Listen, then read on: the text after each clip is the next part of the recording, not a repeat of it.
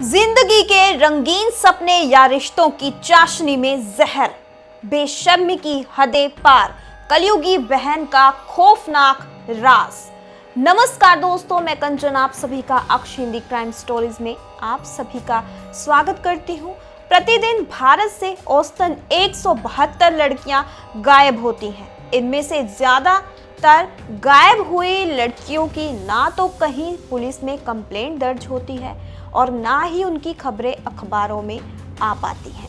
मगर 2022 के अंत में एक ऐसी ही खबर ने उत्तर प्रदेश में बड़े स्तर पर सुर्खियां बटोरी थी। खबर एक ही घर से 9 दिनों के अंदर 3 बहनों के रहस्यमय तरीके से गायब होने की थी। शुरू में तो पुलिस वाले लड़कियों के गायब होने की खबर को सीरियसली नहीं लेते हैं, मगर जब बात बड़े अधिकारियों तक पहुंचती है तो पुलिस वाले मामले की छानबीन शुरू करते हैं। छानबीन के दौरान गायब हुई लड़कियों से जुड़ी कई हैरान कर देने वाली जानकारी सामने आती है।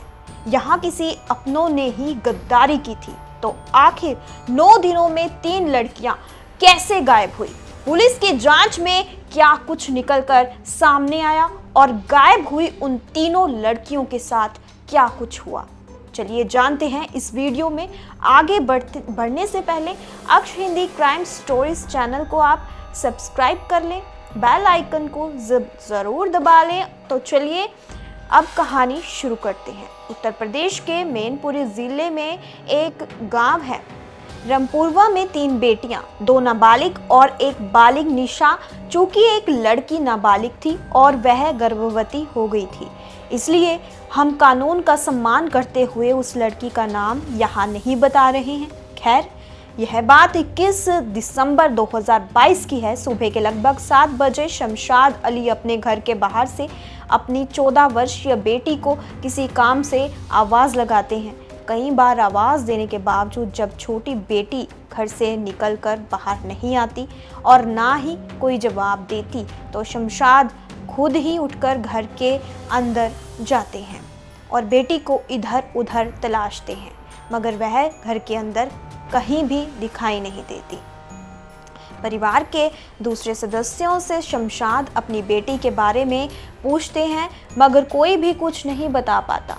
अब शमशाद थोड़ी देर इंतज़ार करने का फैसला करते हैं कि शायद बेटी कहीं बाहर गई होगी और थोड़ी देर में आ जाएगी, मगर काफ़ी देर बीतने के बाद भी वह वापस नहीं आती है। अब मोहल्ले में लड़की की तलाश शुरू होती है, मगर कहीं भी लड़की का पता नहीं चलता। यहाँ तक कि शाम हो जाती है, मगर वह लड़की लौटकर नहीं आती। थक हार कर शमशाद अली अगले दिन पास के ही कुर्रा पुलिस स्टेशन में जाकर अपनी बेटी की गुमशुदगी का मामला दर्ज करवाते हैं। मामला दर्ज करने के बाद पुलिस वाले लड़की को ढूंढने का वादा करते हैं, मगर 8 दिन बीत जाने के बाद भी लड़की का कहीं भी अता पता नहीं चलता है। इधर शमशाद खुद भी अपने तरीके से बेटी की तलाश में लगे रहते हैं। इसी तलाश के दौरान गांव के कुछ लोगों से शमशाद को पता चलता है कि पिछले दिनों गांव में एक शादी थी। इस शादी में पंजाब के मुक्तसर से कुछ लड़के आए थे। गांव के लड़कों ने उनमें से एक लड़के को शमशाद की बेटी का पीछा करते देखा था। इसी जानकारी के आधार पर अब शमशाद पंजाब से शादी में आए लड़कों की डिटेल्स परिवार से लेते हैं और फिर फ़ोन के ज़रिए उस लड़के से बात करने की कोशिश करते हैं, मगर शुरू में कामयाबी नहीं मिल पाती है। इसके बावजूद वह लगातार प्रयास करना जारी रखते हैं और फाइनली उस नंबर पर बात हो जाती है। फ़ोन पर बेटी की आवाज़ भी पीछे से सुनाई देती है। शमशाद की यह बातचीत 30 दिसंबर 2022 को हुई थी, यानी बेटी के गायब होने के 8 दिनों बाद। यहाँ शमशाद उस नंबर पर बहुत देर तक बात नहीं कर पाते हैं और फ़ोन उधर ही से काट दिया जाता है। जल्द ही शमशाद इस बात की जानकारी पुलिस वालों को दे देते हैं। फिर पुलिस वाले उस मोबाइल नंबर की लोकेशन को ट्रेस करते हैं और इस लोकेशन की जानकारी शमशाद को देते हुए उसे पंजाब के मुक्तसर जाने को कहते हैं। जैसे ही पुलिस वालों से शमशाद को लोकेशन की जानकारी मिलती है, वह उसी दिन अपने 3 करीबी रिश्तेदारों के साथ किराए की गाड़ी से पंजाब के मुक्तसर के लिए निकल जाते हैं। उधर शमशाद पंजाब के लिए निकलते हैं, इधर उनके परिवार में कुछ ऐसा होता है जिसकी कल्पना इन्होंने कभी भी नहीं की थी। अभी शमशाद घर से निकलकर अलीगढ़ तक ही पहुंचते थे कि उनके बेटे सलमान का फ़ोन आता है कि घर में जो बाकी बच्ची 2 बहनें थी वह भी लापता हो गई हैं। इस बार गायब हुई बेटियों में 22 साल की निशा और एक 16 साल की मुस्कान थी। अब यह शमशाद के सामने दोहरी दुविधा आ जाती है कि वह कुछ दिन पहले गायब हुई बेटी को ढूंढने पंजाब जाए या फिर घर वापस जाकर अभी गायब हुई 2 बेटियों की तलाश करें। शमशाद पंजाब जाने का फैसला करते हैं और वह लंबा सफ़र तय करके फाइनली पंजाब के मुक्तसर पहुंच जाते हैं। स्थानीय पुलिस स्टेशन में जाकर पूरे मामले की जानकारी पंजाब पुलिस को देते हैं। शमशाद की पूरी कहानी जानने के बावजूद पंजाब पुलिस कोई भी मदद करने से कहते हुए इनकार कर देती है कि इस केस से संबंधित कोई भी जानकारी उन तक उत्तर प्रदेश पुलिस की ओर से नहीं दी गई है।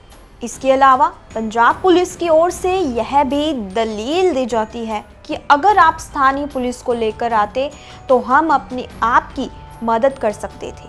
काफ़ी मिन्नतों के बावजूद जब पंजाब पुलिस की ओर से शमशाद की कोई मदद नहीं की जाती है तो वह हार कर पंजाब से वापस लौट जाते हैं।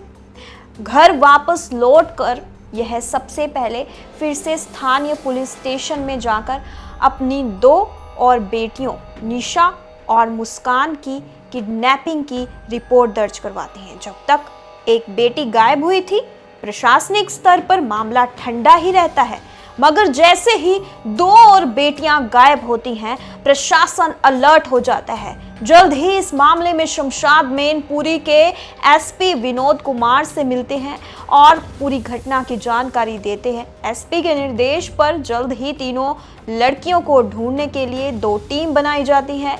इस टीम के सामने शमशाद अपना बयान दर्ज करवाते हुए बताते हैं कि 4 नवंबर 2022 को उनके मोहल्ले में ही रहने वाले राकेश की बेटी की शादी थी। इस शादी में राकेश के कुछ दोस्त पंजाब से आए थे, उनमें से एक भरत सिंह नाम का भी लड़का था।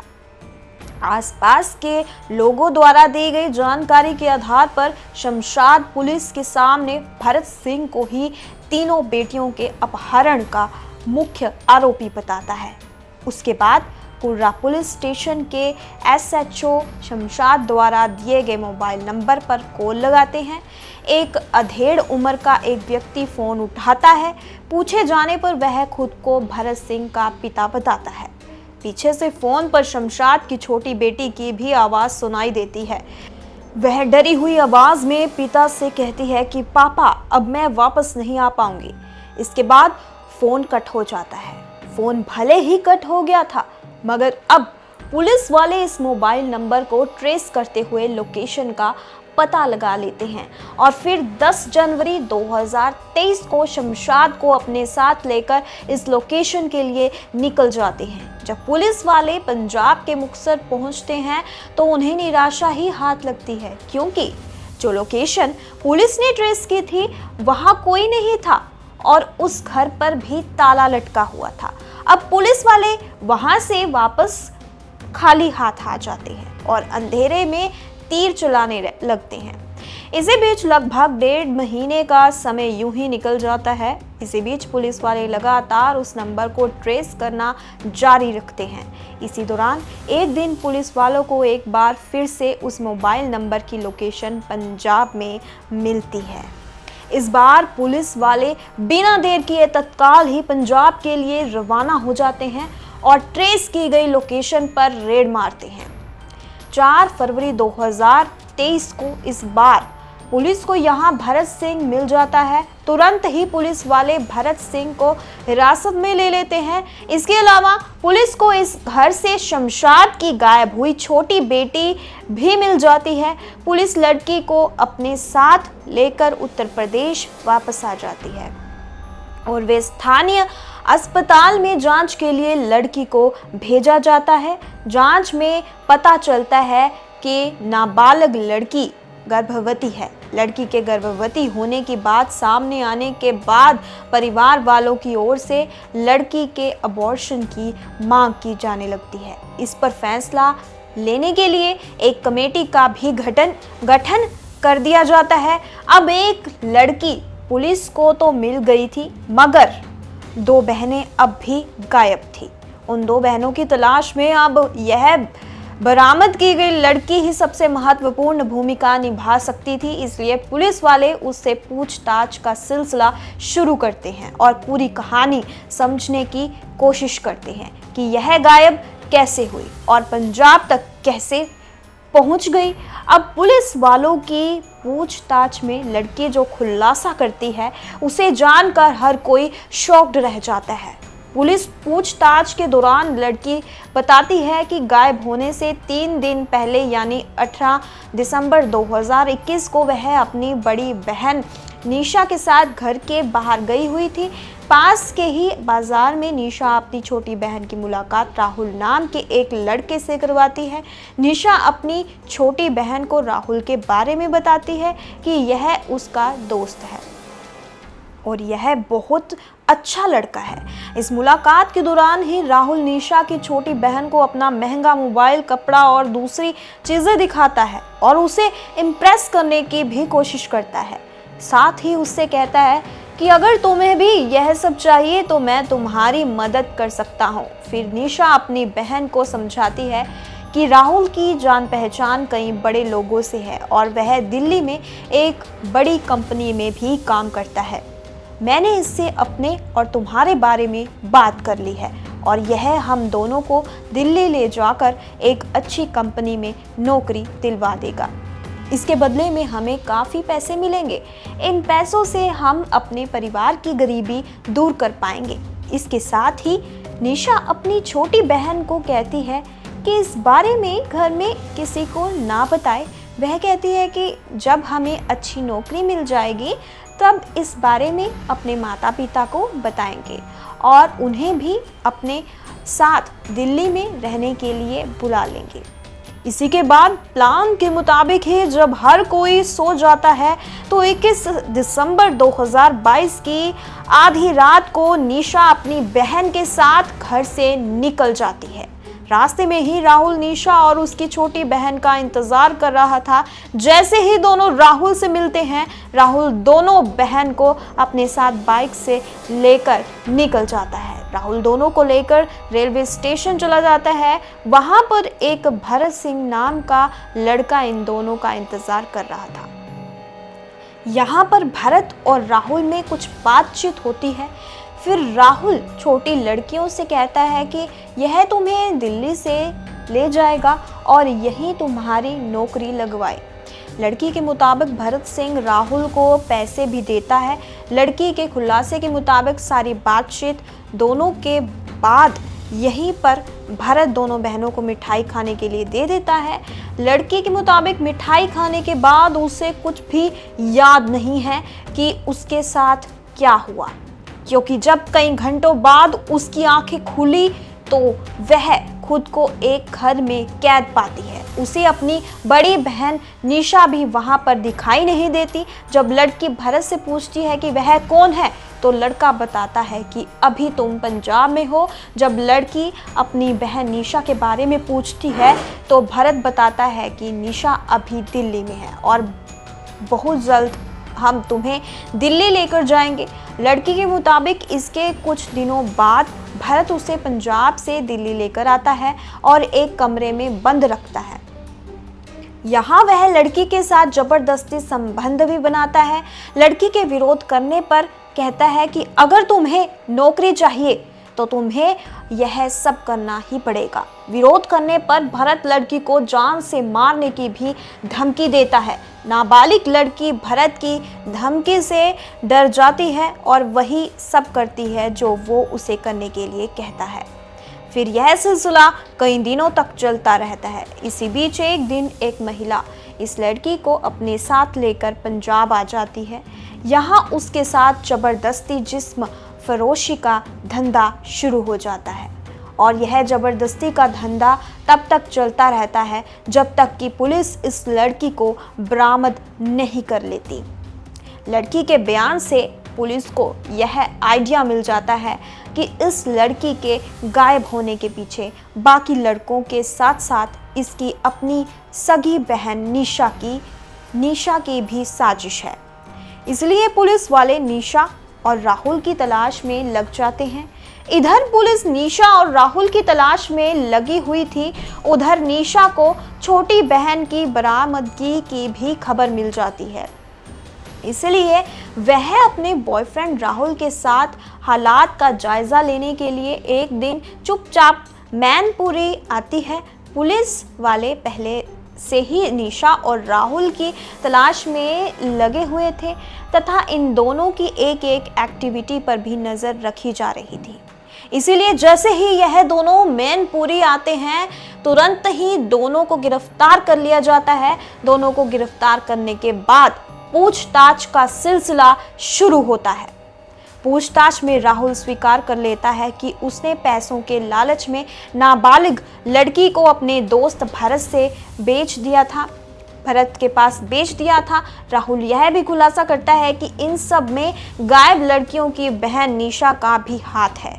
इन दोनों से पूछताछ में खुलासा होता है कि असल में निशा और राहुल साथ में मिलकर बहुत ज़्यादा पैसा कमाने का प्लान बनाते हैं। राहुल निशा को अपनी बहनों की किडनैपिंग का आइडिया देता है। फिर निशा बॉयफ्रेंड के कहने पर अपनी ही दो छोटी बहनों को जिस्म फरोशी के धंधे में धकेलने का घिनौना प्लान बनाती है।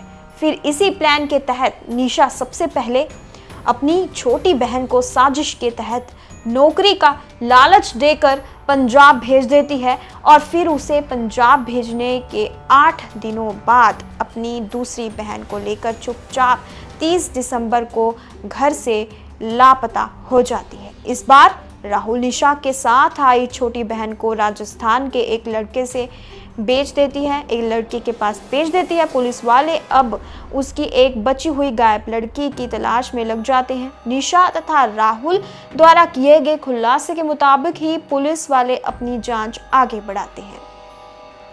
फाइनली कड़ी मेहनत के बाद 6 अप्रैल 2023 को राजस्थान के गायब हुई तीसरी लड़की को बरामद कर लिया जाता है। तीनों लड़कियों को बरामद करने के साथ साथ भरत सिंह, राहुल और इस प्लान में शामिल निशा को जेल में भेज दिया जाता है, जबकि बाकी 2 लड़कियों को न्यायालय में पेश करने के बाद माता पिता के हवाले कर दिया जाता है।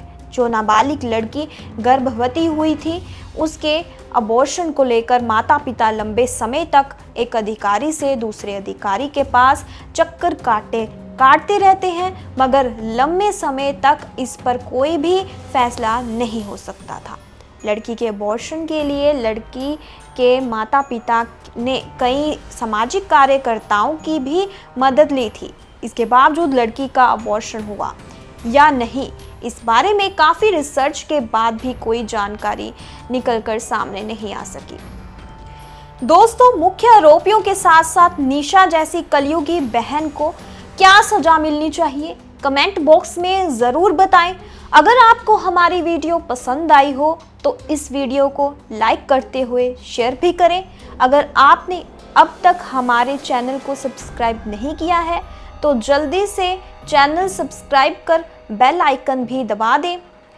क्राइम की दुनिया से जुड़ी ऐसी ही कहानियों के लिए हमारे साथ लगातार जुड़े रहें। धन्यवाद। सतर्क रहें।